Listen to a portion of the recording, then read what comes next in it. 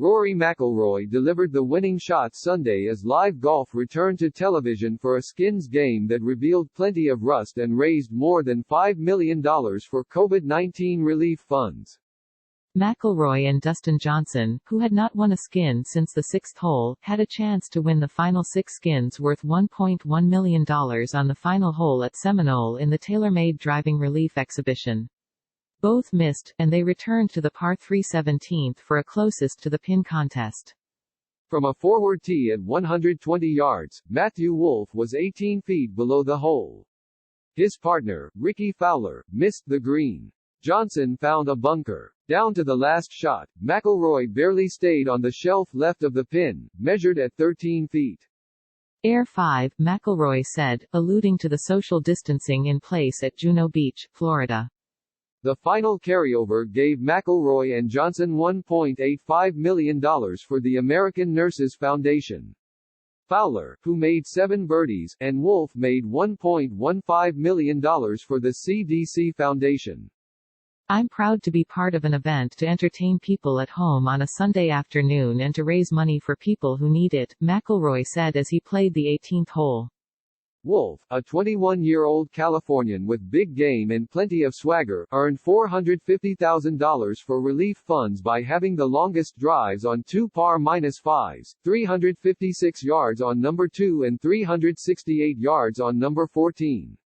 Fowler's 7 birdies were worth $270,000 in a separate fund from Farmers Insurance, while McIlroy made 4 birdies in regulation worth $175,000 and Wolff had 3 birdies for $135,000. Johnson, who showed the most rust, had 2 birdies for $75,000.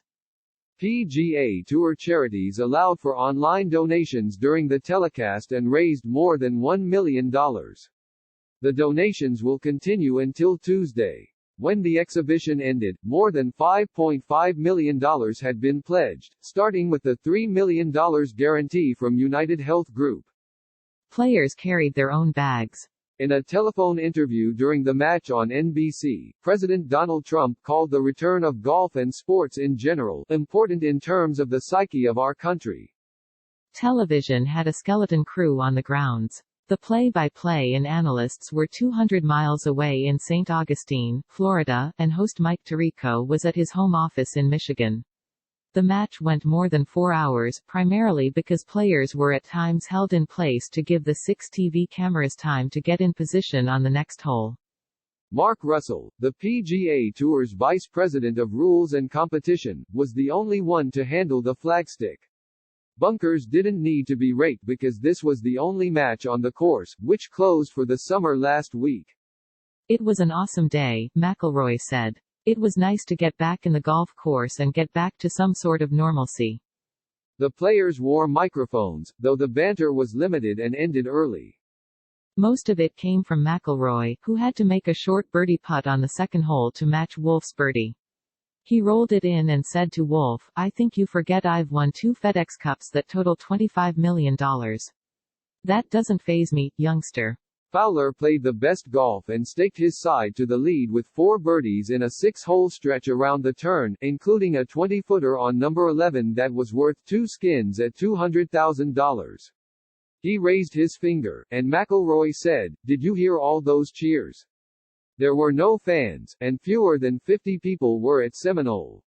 All were tested for the coronavirus. That was the start of golf's return. The last live competition on TV was March 12, the first round of the Players' Championship. It was cancelled the next day, along with other tournaments that were scrapped or postponed. Next up is another exhibition match on May 24 down the road at Medalist, where Tiger Woods plays when home. Woods and Peyton Manning will face Phil Mickelson and Tom Brady in a match billed as Champions for Charity, that will raise $10 million for COVID-19 relief efforts.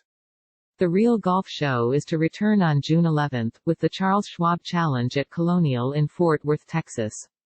The tour has said it will not allow fans for at least a month, perhaps longer depending on how it goes. Players will have access to charter flights and a designated hotel. Information from the Associated Press was used in this report.